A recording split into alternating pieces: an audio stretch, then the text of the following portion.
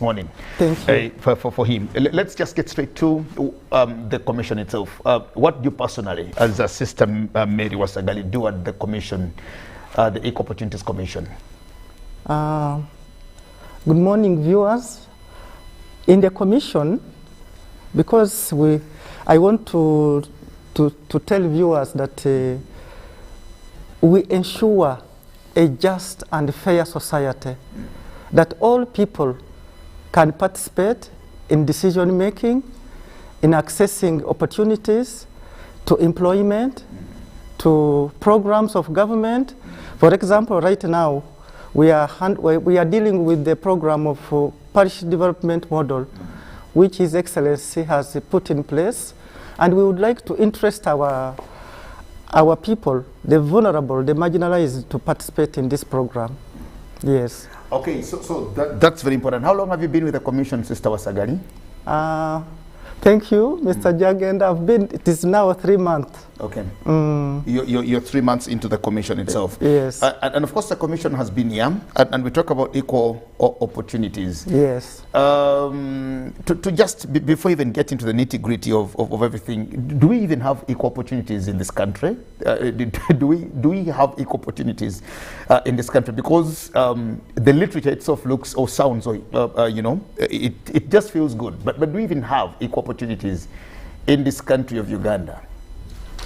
Thank you very much. Actually, we cannot say that we have reached there. Okay. We are working towards having equal opportunities, because, as you know, equal opportunities means equal treatment, equal chances for all Ugandans. We are struggling to reach there, because I cannot say that we have reached there, but we are on the journey to reaching there. Okay, very important. You said you've been at the commission for 3 months, which is 90 days. Yes. I just want to know how your 90 days have been, and what are some of these achievements so far. But you personally have also managed to see that you get to the EOC. Thank you, Mr. Jagenda. For my 90 days, I have observed many things. Like, for example, as I said earlier on, the commission ensures, we have tried to ensure that we have a fair and just society, trying to bring all people on board. And the commission, the main mandate of the commission is to eliminate discrimination and marginalization by way of affirmative action. And I have discovered that this commission is really significant, according to me, because it caters for the less privileged, for those who are voiceless. We speak for them. And what we have achieved, we have published our annual report, we have published our ministerial post statements, we have submitted our report on gender and equity responsiveness in planning, budgeting, and we have also created visibility in terms of implementing the legal services. For example, we take legal clinics to all districts in this country for people who are marginalized, those who are being oppressed, and we also carry out research. We have carried out research in terms of assessing government programs, all organs of government, and all authorities, statutory bodies, NGOs. We have also written to the ministries, the 8 ministries. We have written a report trying to create a partnership with them, because before there was waiting for, this commission issues a certificate of gender compliance and equity compliance.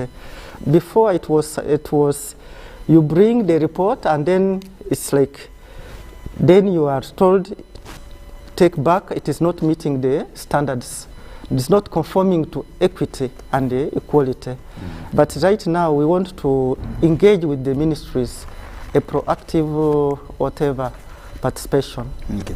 Why have you called them 8 ministries? You talked about written to all the 8 ministries. Yes. Why 8 ministries and not all the ministries in this country?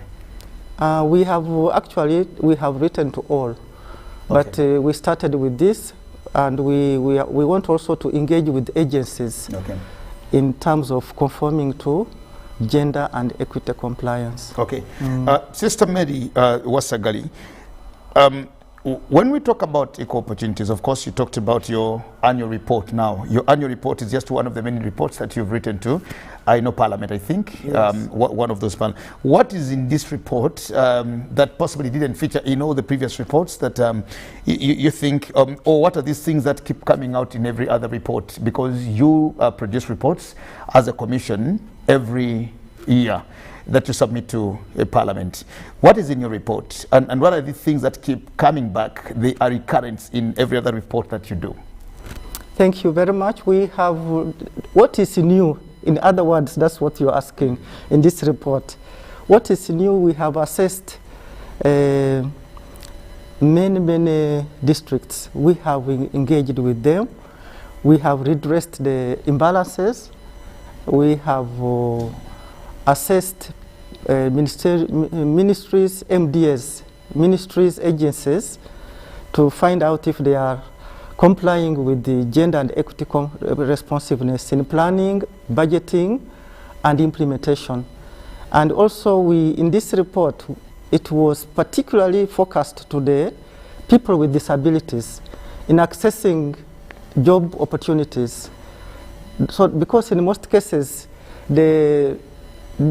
when people with the disabilities go for searching for jobs, they are not taken as people who can perform. They are discriminated. And so our focus was mainly on the people of with disabilities to access jobs. And also we track government programs that didn't. For example, what is called Dr. Deep, on issues of energy, electricity, rural electricity, and also on issues of WASH, state of equal opportunities on WASH. That is water, sanitation, and hygiene. And then we have also assessed performances of ministries and agencies. How have they complied to equal opportunities? Okay, well that's very important. However, there are lots of discrepancies in our systems or settings. For example, when we talk about, you talked about affirmative action, you talk about the gender inequalities or imbalances, which you tend to see. Yes. What are the percentages? What are the thresholds? What should it be? For example, when you go into one government department or agency, what should it be like? Should we be employed at 50-50? Should it be 20-30? Sorry, 20-80? Should it be what should it be for you as a commission to actually come and say, we got to organization X and we found that they comply to the gender balances? Mr. Nyagenda, I am not very sure, but I think it's about 30%. Okay. Yes. At least 30%. At least 30%. At least 30%. Okay. Okay. That should be. How about issues of remunerations? Talk about salaries, for example, because that's where things in Uganda don't seem to be balancing. We don't know whether you at EOC are looking into these things, because you will find that one manager or one MD, MDS or ED in one government organization earns 7, 8, 9, 10 times another ED or MD in another government organization. And you could find that these are even under the same ministry. Now you have one ministry, and under the ministry you have these parastatals or agencies, and you find that Wasagali, who is the ED there, earns 10 times more than Jagenda, who is another ED of another organization under the same ministry. Are you looking into these things? Because that's where I think there are lots of these imbalances that are causing people lots of issues, especially in as far as equity is concerned. Actually, we have a case, because one of our services is to carry out legal services for the vulnerable people. We have a case with us in the EOC right now, where the science teachers have presented their case to the Attorney General. The professional science teachers are saying they are only paying attention to the medical people. They are not catered for. And right now we have listened to them, we have listened to the complaints, we have mitigated, and we are saying that at least justice, as you know, our first core value, justice and fairness should prevail. We have brought these people together, they have agreed, and they are now in the process, they have put up a prayer so that their issues can be handled. But right from that case, Yes. are you recommending that we possibly have, I don't know what it should be, maybe what they call it, a salaries commission or a remuneration commission or something of the sort, to actually say, if you're working with organization X, but you are at this level in that organization, and Yes. another person is working with this organization, you are the same level, then your salaries have to be the same across board. As opposed to, because why we are doing one job one side and we are hunting for another job the other side is because you are in this organization, Yes. but you know that a colleague, a comrade, the one you started with, you possibly started employment together, the other side is earning more than you do. And these issues have actually been there from the public. We buy from the same supermarkets, we go to the same hospitals, we transact from the same places and all the things, but our salaries are not the same. Are you recommending to government something of that sort, away from different people complaining like science teachers, and the other day it will be arts teachers, the other day it will be, you know? Actually, it is a concern of many people in this country that people, you know, like the arts teachers are being paid different salary and others are paying, and you can hear from His Excellency advocating for people to, the science personnel to earn more because of their innovativeness and creativity. However, we are trying our best to recommend, because our work is to discover. After we have assessed, we discover, we evaluate, and we recommend to Parliament. We have done that one. Yes. Okay, and you're doing it. Now, let me ask, does the Equal Opportunities Commission on the work with government parastatals and agencies, MDAs, or it also affects the private sector? We monitor, assess, and ensure that all government organs at all levels, all authorities, for example, local governments, private sectors within government, all agencies, and even private sectors, NGOs, we ensure that they comply. If they don't, then we come in to intervene.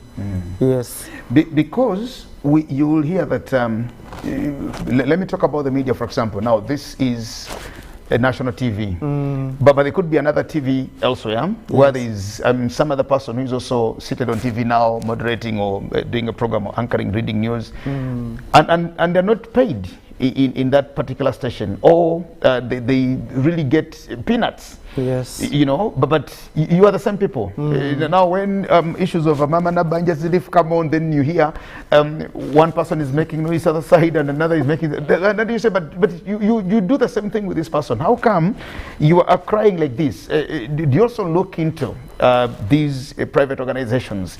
Jagenda FM, Jagenda TV, Ruatoro TV. You know, Ruatoro TV is employing its own people and cheating them and not even paying them.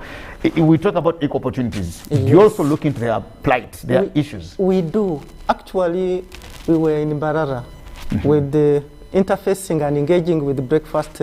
We had a breakfast meeting with the media, trying to increase our visibility upon equal opportunities, and also the way they report on the marginalized. For example, we have a full-fledged legal department that would. I want to tell Ugandans right now, Please. that please, if you have any complaints, if you have any complaints, if you have issues, you are not satisfied, you feel discriminated, you are marginalized, you have nobody to talk for you, come to Equal Opportunities. We are there to ensure that justice and fairness is applied. Can you take up somebody's case and pursue its logical conclusion, and somebody is possibly paid or? We have carried out very many cases. We are at a level of we are at a level of a court next to the High Court, not magistrate court, and so we have carried out. Like last financial year, we had 250 cases, whereby they were listened to.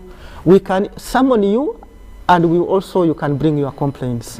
Yes. Okay, that's important. But just before we take a break, yes. I want to know what are some of these complaints that keep coming to you. For example, you've cited 250 cases. What are the commonest cases that keep coming to you? These challenges that keep coming to EOC always? We have issues of, violence in families. Domestic violence. Domestic violence. We have also abuses of all types, physical, emotional, even. Then we have issues of land. Very many issues of land, like widows who have land disputes, yes. Land disputes. We have handled so many. We have handled issues of discrimination. People are discriminated in this issue. Like, for example, as I said, when the government programs come to the ground, the issue why sometimes they speak against the president or the NRM manifestos, because the people down there at the grassroots are not able to comply to the gender and equity whatever policies. Okay. Well, thank you so much. Just hold it down. Sister Mary Wasagali, a member of the Equal Opportunities Commission. My name is Jagenda Semakola Ziksoka. We'll now just take a very short break and we'll return. But when we take a break and return, Good Morning Uganda Extra will also be bringing you small documentaries or mini documentaries of the Commander-in-Chief files, the CIC files, and specifically for today, the CIC files will also bring to you the Justice Benjamin Odochi when he was giving that first 1995 constitution to the president. We'll take a short break and return and continue with the conversation. Don't go away. Live from UBC Studios in Kampala, this is Good Morning Uganda Extra.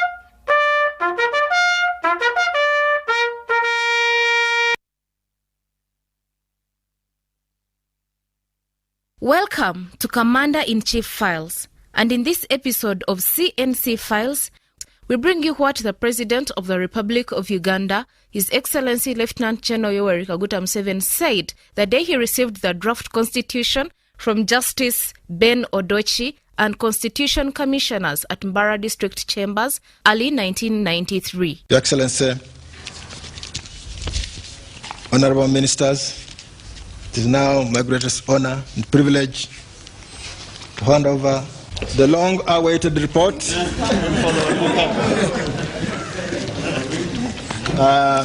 I know these are more beautiful, Your Excellency. It's never too late. Those are more beautiful. They are more beautiful, Your Excellency. But you can see now what delayed them. I will have both copies. Okay. All right, Your Excellency. All right, I hand over to him. He has I hand it. Yes.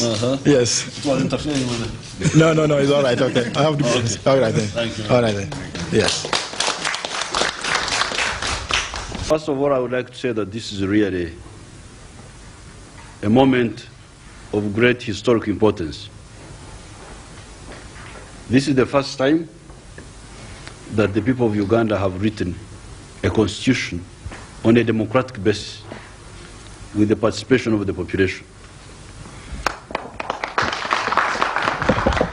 We should remember that before colonialism, we had some unwritten constitutions around here, how the tribal governments were running their affairs. There were constitutions. They were not written, but nevertheless they were constitutions.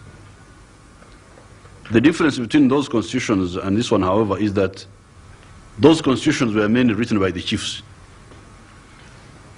A good chief would bring in some reforms, and sometimes he could bring reforms under pressure and so on. But for the population, the governed, the people will never be in power, executive power, to be the ones to write the constitution. I think this is the first time this has been done. During colonialism, of course, although we are getting quite a few lectures from the former colonial powers about democracy and so on, there was no democracy. There was no constitution. We were being governed by orders in council. An order in council means a decree, just like a means decrees. Somebody would stand in England and make an order in council. Just before independence, our chiefs here were gathered, and a few politicians, and they went to Lancaster House, and they wrote a constitution. Some of these people were representing some groups. Many were not directly elected. And certainly, the population were not directly involved. So although it was, of course, slightly more democratic than all the previous ones, the one of 62 cannot be said to have been as democratic as this one, which you have just been through. That's why, therefore, I say that this is really a historic moment. It's not an exaggeration. I think time will tell. I think this is a turning point. This is a watershed. Ugandans for the first time were vying to shelve the pigeonhole constitution, which had been drafted in 1967 by President Obote I government, and also to have a whole inclusive constitution, a legal blueprint that would be used at all levels of administration in governing the people of Uganda by the rule of law in a democratic setting.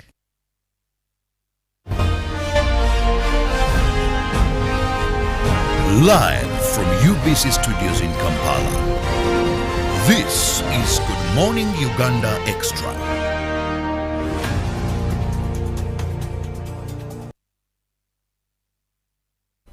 Well, thank you so much. Welcome back from that break. The break that we call the Commander-in-Chief Files, the CIC. Now, that was in 1993 when Justice Benjamin Odochi was giving that draft constitution to His Excellency President Yoweri Kaguta Museveni in Imbara. Now, it was just exciting to see the young persons there, away from the President and the First Lady, but I also saw another very young man who is now gone, Sebana Chizito, very young and handsome, just right there. But of course, that was in 1993. We'll keep showing many of these from our UBC archives, and I want to thank the team there that is producing these. Coming back to you, Sister Mary, where were you in 1993? 1993, I was in Kenya. What were you doing in Kenya?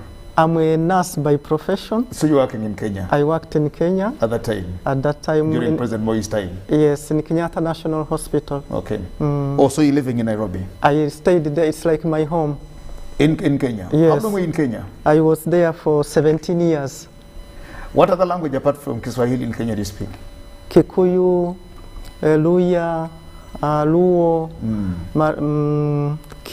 Kisii. It's amazing because how do you speak Luya and Luo Yes. at the same time? Because Luya and Luo seem. I speak Luo. You speak Luo? I speak Luo, and I think the Lui here is what we call the Samia, this other side. Yes. So somehow, but it's well, away from all that vibe and discussion. Okay. I am just honored that you are here with me, and of course that was in 1993. Okay. Now back to our discussion of the equal opportunities. What are you doing for the vulnerable? Because we have quite a number of those away from the vulnerable that we just got recently over the Mama Nabanja, but we know of a category of Ugandans here who are the vulnerables in our societies. I want to know what the Equal Opportunities Commission is doing to also handle and manage them. Before I speak about what we are doing for them, I would like to let Ugandans know the group of vulnerable people we are talking about. Okay. First is people with disabilities, women. PWDs. Yes, people with disabilities, women, youth, elderly, because I'm already in the elderly category. 60 and above. Yes. And then also The poor children. people, the children,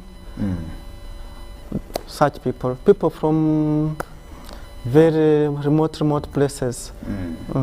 Okay, so what are you doing for them as the EOC? Because we see the elderly there, Okay. they have their own challenges. The PWDs in different categories. We have the deaf, we have the blind, we have those who are disabled with different infirmities. The women, of course, we've talked about these gender imbalances. But in as far as that whole category is concerned of the vulnerable persons, Okay. what is EOC doing for them? EOC is ensuring inclusivity, ensuring that they participate in programs, in projects, in all issues that concerning human beings, because they are not less human beings. They have dignity, they have value. If I may go to my perspective as a religious woman, we are all the same in the eyes of God. And so we ensure that these people have access to opportunities, to chances. They get same treatment. Like for example, I told you about we have sensitized them about the parish model so that they can benefit. And especially like the elderly, my elderly people out there, you need to participate in the parish developmental model. And all vulnerable people, you know, when you are disabled, you are not disabled in the mind. You can do great things. Actually, the other day I saw a person on the media. This person has no legs but was able to compete in running. And so we ensure inclusivity. We also give them information through education, sensitization, training to empower them to see that they are also trying to, they may not be the same, but at least to compete for these human resources.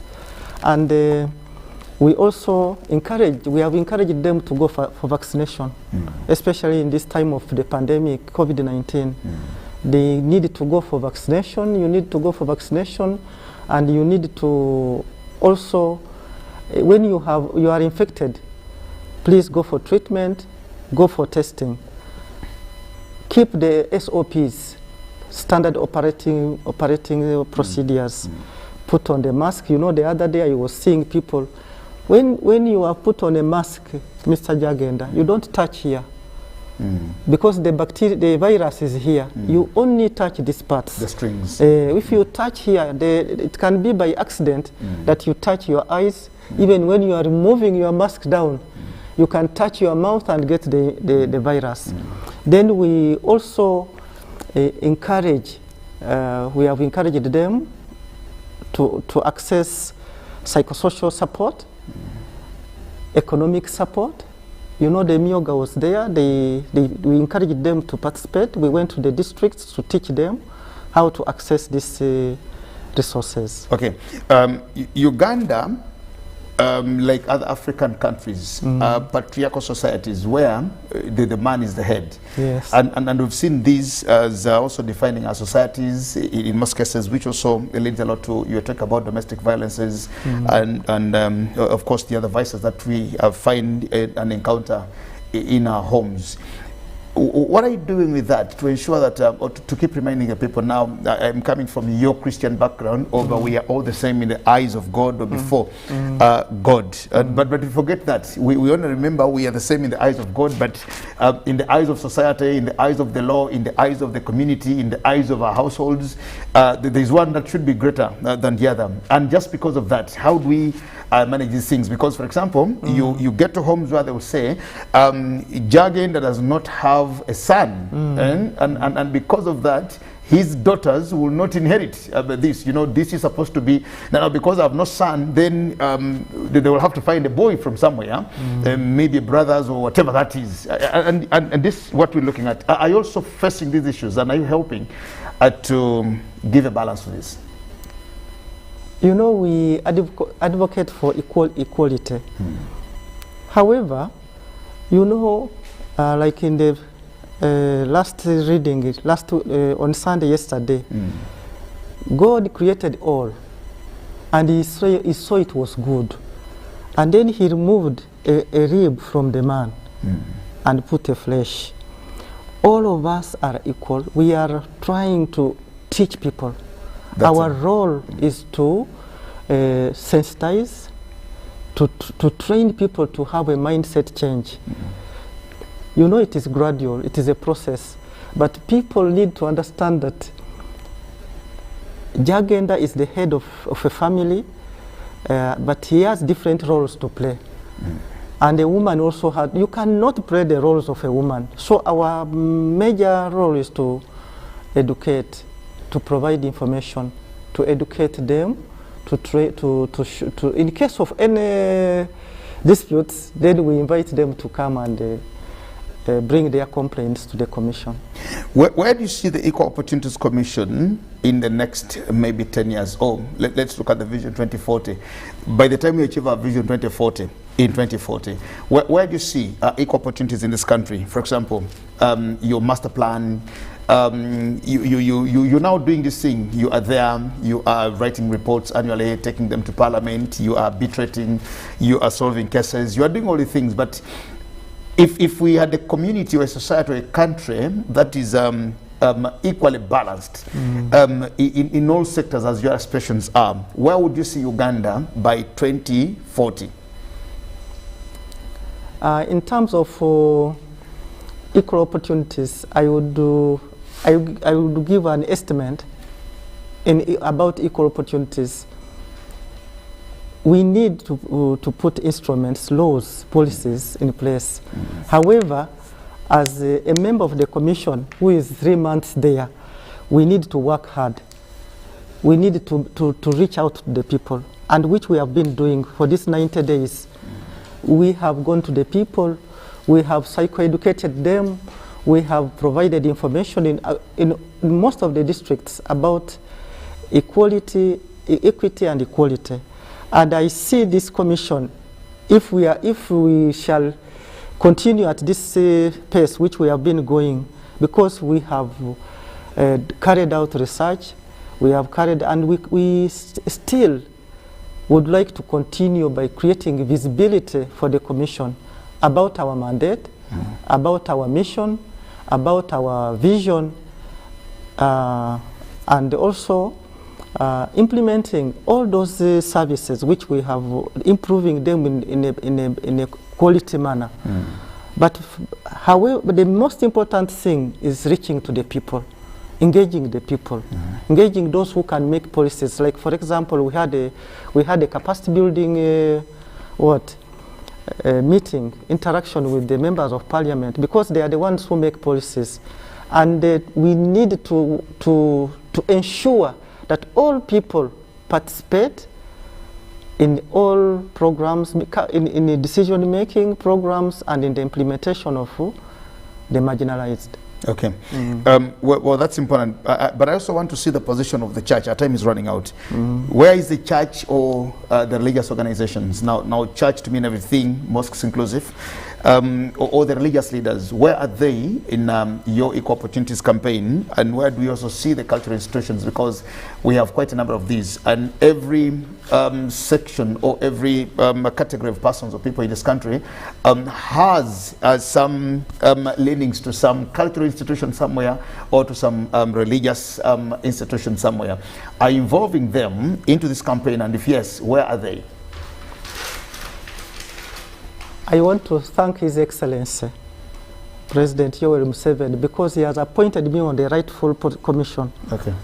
A commission that caters for those less privileged. And for sure, the church, in our strategic planning, we have involved the church. We are going to this past report, they have not been active, but we are going to involve the church for sure, because this is their area of interest, to see that we work for these voiceless people, for the less privileged, for the marginalized, for the people who have nobody to speak for. Okay. In your reports, I'm sure that you give recommendations to Parliament. Yes. Are they normally implemented, these recommendations? And if they're not, what do you do with that? If you recommend and nothing happens to one report, another report, and another report, well, what would you do in such a circumstance? I want to appreciate the members of Parliament because they support equal opportunities for all Ugandans. We have recommended some reports and they have been implemented. Those that have not been implemented, we recommend them again in another FI, like for example, financial year 2021-22, we shall recommend others so that, you know, with the resources, they might have a good will, but the resources may not allow. Okay. How about the laws themselves? Are they accommodative in as far as equal opportunities is concerned? The members of Parliament. The laws? The laws, they are really accommodating. For example, NDP3 is aligned to equal opportunities. NRM manifesto is aligned to equal opportunities, and many others. Yes. Okay, and the act itself is okay? Is okay. Okay. What would you, if you had an opportunity to possibly now interface with Parliament or Cabinet at that, or the judiciary, look at any of the three arms of government, and what would you request from them as a commission, for example, if you had an opportunity to meet the head of the judiciary, or the head of cabinet, or the head of the legislature? What are these very pertinent things that you would say, we have a good thing that we're doing, but if we are given this by you, it will enhance our work and it will make the Equal Opportunities Commission maybe better? Thank you. If I had a chance to meet those categories of people, I would pray or request that they support Equal Opportunities Commission in terms of our work, especially on the issue of funding. Funding has been a challenge, and for us to perform to a certain percentage which is acceptable, because we have deliverables by His Excellency, we need funding for our work, we need funding for our workers to motivate them. Right now, we have 40% of workers, and yet our established structure requires that we have 80% for us to be efficient and effective. So funding would be one of those, and we need their support in terms of the commission to be independent, to remain independent. Yes. Okay. So you say you are just at 40%, and ideally you would be at about 80%. So you're just working at half capacity. Yes. And that's because there is not enough funds. Funding. Do you have any promises from government to get more funds from Parliament, for example? Because I know there is a commission, there is a committee of Parliament in charge of equal opportunities. Yes. I want to appreciate the Minister of Gender, Right Honorable Betty Among, has promised to really support us And she pledged to even take our memos to Parliament, to Cabinet, so that they can support our cause. Okay. Sister Mary Wasagali, what's your final message to the people? I just want you to give your final message to the people viewing and watching this program, finally. First and foremost, I would like to thank Mr. Jagenda Semakula for a very good interactive session. Thank you very much. Ugandans out there, we would like to work with you to ensure that we have a just and fair society. We would like to serve you equally, as our motto says, eliminate discrimination and marginalized. So in case of any issues, any complaints, please don't hesitate to come to the Commission. We are ready to listen to you. We are ready to serve you. We are ready to provide access to opportunities, to chances, and we also expect feedback in our work. If we are not performing well, to the expected whatever, please don't be afraid to give us a feedback. Okay. Thank you. Well, I also want to thank you so much, Sister Mary Wasagali, a member of the Equal Opportunities Commission, for having allowed to join us on UBC TV Good Morning Uganda Extra this morning. And to the public out there, it's the 4th of October today, and just remind you that at the end of this week, we'll be celebrating our 59th independence anniversary. And to just remind you, it's Uganda's Uhuru, and of course, let's all be expectant. Let's do what we can do for the better Uganda. Remember, Uganda is a motherland, and it is the only one that we have. Many of us only have Uganda, and so for whatever things that we do it for ourselves and for our very dear land of Uganda. We'll stop it here for today. We'll return tomorrow. My name is Jagenda Semakola Ziksoka, thanking everybody out there, and just remind you that COVID is still with us. COVID is real. Let's mask up in public. Let's wash our hands with clean water and soap. Let's also sanitize and try as much as possible to keep a social distance whenever you can. For God and my country, stay blessed. Good morning and bye.